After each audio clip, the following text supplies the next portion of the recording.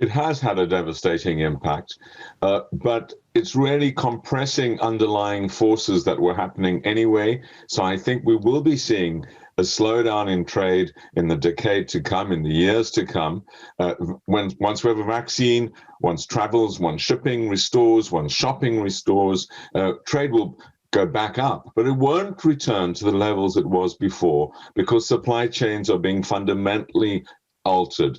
And that's really because of forces that were underlying it. Automation, robotics, 3D printing, things are coming home, produced by machines, increasingly not by people, and the international division of labor, which led to a lot of manufacturing and services being in low-cost locations, is being reversed. So we will see a fundamental change in that dimension of globalization going forward. The interesting thing is that appears to suggest increasing localization and nationalism around trade, and yet digitization and the increasing use of digital technology suggests that the borders are becoming almost irrelevant. That's right. Globalization is not going to slow down, defined by the movement across borders of ideas, of goods and services, but increasingly this will be virtual, as we've seen with this acceleration of remote connectivity.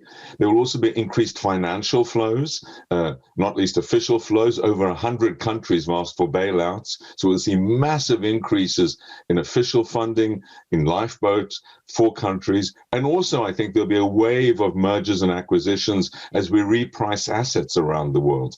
East Asia, as we've just heard, China coming out of this quickest, so we'll see the center of economic gravity of globalization moving to East Asia, much slower growth in the US because of protectionism and the wounds of the pandemic, slower growth in Europe, but globalization will continue in different forms.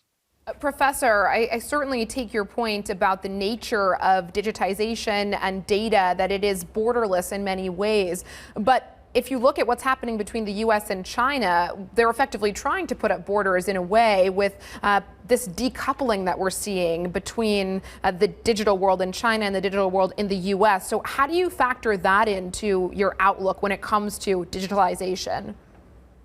Well, I think there will be attempts, and that obviously is going to depend partly on the election outcome in November in the US. There will be attempts, but a lot of the trade and the services, and certainly between the rest of the world and Asia, are going to soar and are soaring already. We're seeing that the center of gravity being over Asia will mean that what happens in the US actually becomes a smaller and smaller part of the global world.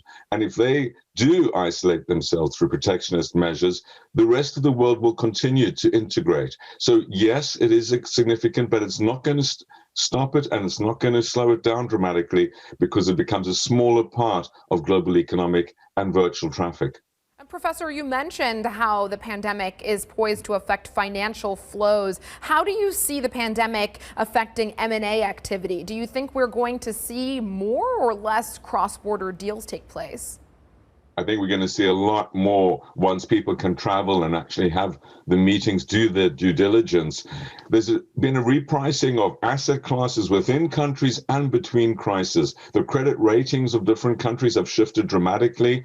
We're seeing the very variable growth rates, the much quicker emergence from the pandemic of Asia. So people will be readjusting their portfolios, moving out of real estate, moving into different sectors, obviously moving out of travel and hospitality into other sectors, and moving countries as well. So there will be a repricing, and I think that will lead to a wave of mergers and acquisitions.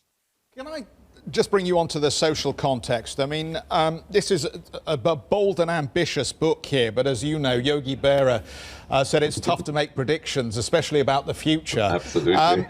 We seem to be reliving some aspects of the 1970s when you look at the protests around the world and the populism and the fracturing of communities and societies as we understand them.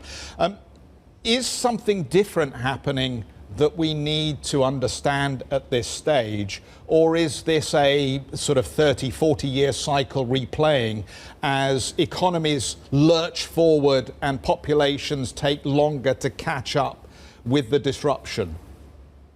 Terra Incognita is a book which covers a very wide range of different intersecting forces which are shaping our lives and the futures. We map the present and the past to understand the future and therefore to navigate it more effectively. That's the purpose of the book. There are new forces. I don't think this is a 30, 40-year cycle. I think what we're seeing is that globalization, by which I mean hyperconnectivity, flows across national borders, have unleashed new forces. Some are very good. Billions of people have been lifted out of poverty. There have been massive leaps forward, not least in the virtual world, but some are very bad. The spread of pandemics, the spread of financial crises, the spread of cyber viruses, and of course, the unintended consequences like climate change. Very good ideas travel very quickly, like the Me Too movement, like the Black Lives Matter movement, but other bad things travel quickly, like fake news on anti-vax, etc. So this is new. What's happening is new and different, and we need to understand these intersecting forces in order to be able to navigate them, to conquer the negatives, and to harvest the goods. And that's really what we're trying to do in the book.